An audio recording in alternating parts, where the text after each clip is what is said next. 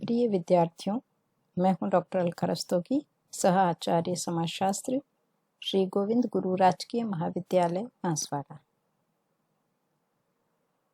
आज हम समाजीकरण के चरण के बारे में चर्चा करेंगे। इसके पूर्व आप जानते हैं हम समाजीकरण का अर्थ, समाजीकरण की विशेषताएं, समाजीकरण के अभिकरण की चर्चा कर चुके हैं। आज समाजीकरण के चरण, उसके सोपान या स्तर के बारे में हम बात करेंगे। बच्चे के जन्म के बाद से ही समाजीकरण की प्रक्रिया शुरू हो जाती है। आप सभी जानते हैं मनुष्य की शरीर रचना अनूठी है। उसमें विकसित मस्तिष्क है, केंद्रित की जाने वाली दृष्टि है, घुमाई जा सकने वाली उसकी गर्दन, हाथ की रचना और अंगूठे की विशिष्ट स्थिति सभी उसे सभ्यता और संस्कृति निर्माण करने की क्षमता प्रदान करते हैं। और इसी विशिष्ट संरचना के कारण उसमें सीखने के गुण पाए जाते हैं और सामाजिक सीख के द्वारा वह अपने व्यक्तित्व का विकास करता है। लुंडबर्ग ने समाजीकरण को इस प्रकार एक सूत्र में व्यक्त किया है कि व्यक्ति जब समाज के साथ उसकी क्रिया करता है और सामाजिक व्यवहार का जन्म होता है तब वह समाजीकृत होता चला जाता है। वो एक सूत्र के रूप में इसे रखते हैं, व्यक्ति इंटू समाज, सामाजिक व्यवहार और समाजीकरण।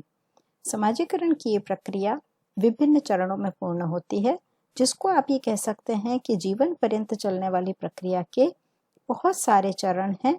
बहुत सारे लोगों ने इस पर अलग अलग अपने मत व्यक्त किए हैं। फ्रायड ने 7 स्तर बताए हैं तो जॉनसन ने 4 सोपानों का उल्लेख किया है। इन सोपानों में बच्चे को सामाजिक दायित्व का निर्वाह करना, अन्य व्यक्तियों के समान व्यवहार करना और अपनी आत्मा का विकास, व्यक्तित्व का निर्माण करना सिखाया जाता है।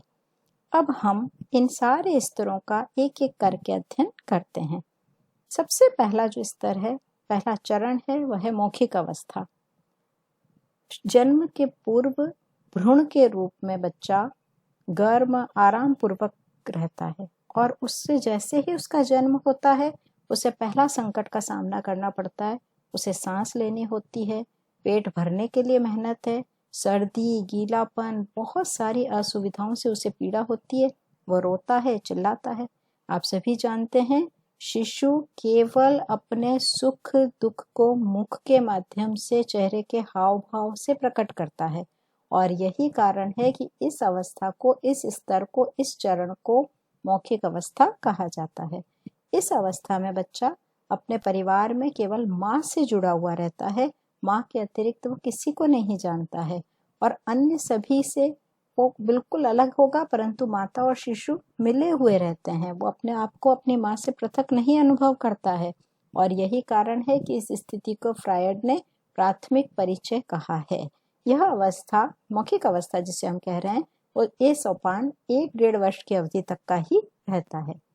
इसके बाद जो दूसरा स्तर है वह है शौच अवस्था। देखो, जैसे नाम से ही व्यक्त हो रहा है, शौच अवस्था, यानी इस स्थिति में बच्चे को शौच का पूरा अभ्यास कराया जाएगा। यह 1.5-2 वर्ष की आयु से आरंभ होकर 3-4 वर्ष की आयु तक ये अवस्था चलती है। इस अवस्था में बच्चे से ये अपेक्षा की जाती है कि वह अपने आप को थोड़ा बहुत संभाले और उसे शौच का प्रशिक्षण दिया जाता है। बच्चे को कब और कहाँ शौच करना चाहिए, हाथ साफ करना, कपड़े गंदे ना करना आदि की शिक्षा उसे प्रदान की जाती है। इस अवस्था में बच्चा अपनी माँ के व्यवहार को, उसकी भूमिका को आंतरिकृत करता है और सारी स्थितियों में बच्चे को गलत और सही में भेद करना सिखाते चले जाते हैं। यहाँ जब वो अच्छा व्यवहार करता है, सही व्यवहार करता है तो उसे पुरस्कृत किया जाता है और गलत व्यवहार के लिए दंडित किया जाता है। इस अवस्था में माँ दोहरी भूमिकाओं का निर्वहन करती हैं। एक तरफ वह बच्चे को शौच का प्रशिक्षण देती है और दूसरी तरफ वह परिवार के सभी कार्यों में भी भाग लेती है और इस स्थिति में उसे साधक नेता कह सकते हैं, क्योंकि बच्चे की आवश्यकताओं की पूर्ति के लिए वह अभी भी मुख्य रूप से उत्तरदायी होती है। इसके पश्चात तीसरा चरण है तादात्मीकरण की अवस्था, इडिपस अवस्था। इस अवस्था में 4 वर्ष की आयु से 12-13 वर्ष तक बच्चा समाजीकृत होता है। इस अवस्था में बच्चा अपने आप को पता कर लेता है, जान लेता है, पूरे परिवार का सदस्य बन जाता है और यहाँ बच्चा लड़का या लड़की उनमें शारीरिक भिन्नताओं को देखना प्रारंभ हो जाता है। लेकिन ये एक बात ध्यान रखें कि उस समय में, इस अवस्था में बच्चे को यौन संबंधी प्रकारों का ज्ञान नहीं होता है। उसके लिए न तो माँ स्त्री होती है और ना ही पिता पुरुष होता है, किंतु धीरे धीरे बच्चा लिंग भेद सीखता है और अपने बारे में पूर्णतः जागरूक हो जाता है। बालक का माता व पिता के प्रति जो प्रेम है उसे अचेतन रूप से ऑडिपस कॉम्प्लेक्स अर्थात पुत्र का माँ के प्रति प्यार और इलेक्ट्रा कॉम्प्लेक्स अर्थात पुत्री का पिता के प्रति प्यार व्यक्त होता है। इस सारी स्थितियों में अपने अंतरंग संकट से बचने के लिए बच्चा अपने हमजोली, अपने हम उम्र लोगों के समूह में जाता है और यहीं उसका मित्र समूह जो होता है वह निर्मित हो जाता है। इस अवस्था में तादात्म्यकरण दो रूपों में होता है, एक सामाजिक भूमिका से तादात्म्यकरण और दूसरा सामाजिक समूह से तादात्म्यकरण। जब वह सामाजिक भूमिका से तादात्म्यकरण करता है, अपनी भूमिका को अंतरीकृत करता है, उस योग्यता को प्राप्त करना चाहता है, दूसरी ओर समूह से तादात्म्यकरण करने में वह अपने परिवार, अपने लिंग के साथियों, स्कूल के साथी, मित्रों के जैसा कार्य करता है। इस तीसरे जो सोपान है, चरण है, इसमें जॉनसन कहते हैं कि बच्चा 30 प्रकार के तादात्म्य स्थापित करता है। यह तादात्म्यकरण की अवस्था के पश्चात बालक किशोरावस्था में प्रवेश करेगा और यहाँ ये जो यौवन आरंभ की प्रक्रिया है उस समय से किशोर अवस्था प्रारंभ हो जाती है। या ये कह सकते हैं कि एक ऐसी अवस्था है जिसमें युवा बालक या बालिका अपने माता पिता के नियंत्रण से अधिकाधिक स्वतंत्रता चाहते हैं, किंतु दूसरी ओर वे स्वयं इस स्वतंत्रता से भयभीत भी होते हैं। कारण ये होता है कि उनमें कुछ न कुछ स्पष्ट शारीरिक परिवर्तन होते हैं और एक तरफ उनमें स्वतंत्रता की कामना तीव्र होती है और दूसरी तरफ उनको डर भी लगता है। किशोर अवस्था में बच्चा परिवार के अलावा पड़ोस, विद्यालय, खेल के साथी और नवागंतुकों के संपर्क में रहता है और उसे इन सभी के साथ विचारों, व्यवहारों से समायोजन करना होता है। यहाँ इस अवस्था में वह अपनी संस्कृति के अनेक निषेधों का, यौन संबंधी निषेधों का विशेष रूप से पालन करना सीखता है। सांस्कृतिक मूल्यों, व्यक्तिगत अनुभवों के द्वारा किशोर में आत्मनियंत्रण की क्षमता पैदा होती है। तो किशोरावस्था के पश्चात अब जबकि बालक को ये पता चल चुका होता है कि वह युवा जो है वह बालक और बालिका के अलग से शारीरिक लक्षणों के साथ है, इसके बाद वह युवावस्था में प्रवेश करता है।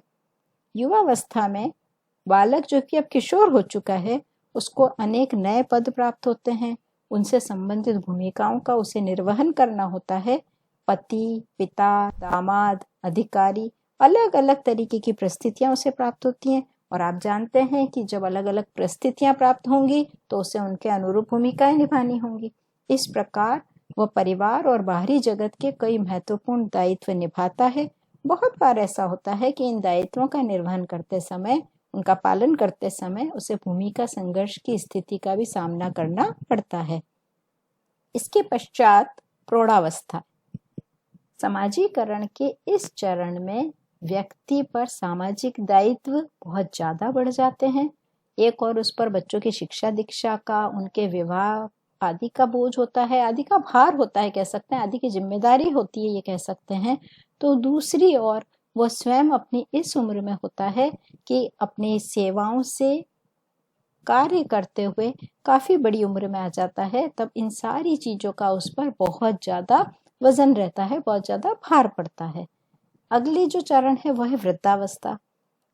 समाजीकरण के इस सोपान में आप जानते हैं कि व्यक्ति सेवानिवृत्त हो चुका होता है, दादा, परदादा, ससुर, नाना आदि बहुत सारी भूमिकाओं का निर्वहन कर रहा होता है। उसमें शारीरिक, मानसिक और सामाजिक दृष्टि से बहुत से परिवर्तन आ जाते हैं। एक और वह आर्थिक रूप से कमाने योग्य नहीं रहता, दूसरी ओर वह शारीरिक दृष्टि से भी दूसरों पर आश्रित होना शुरू हो जाता है, क्योंकि अब उसमें उतनी क्षमता नहीं रहती है। नई परिस्थितियों से अनुकूलन नहीं कर पाने की स्थिति में वह तनावग्रस्त हो सकता है और कई बार ऐसा होता है कि वो सारी परिस्थितियों के साथ अनुकूलन करके अपने उम्र के इस चरण को भी बहुत आनंद से बिताता है। इस प्रकार हम देखते हैं कि व्यक्ति का समाजीकरण जीवन पर्यंत चलता रहता है और वो प्रत्येक चरण में कुछ न कुछ सीखता ही रहता है। तो अब हम समाजीकरण का अर्थ, उसकी विशेषताएं, समाजीकरण के अभिकरण और समाजीकरण के चरणों का ज्ञान प्राप्त कर चुके हैं। इस प्रश्न को आप कंठस्थ कीजिए। समाजीकरण के कौन कौन से चरण हैं? समाजीकरण के चरणों का विस्तार से उल्लेख कीजिए। या समाजीकरण के कौन से चरणों में बालक को अपने शारीरिक लक्षणों में विभेद का बोध होता है? धन्यवाद।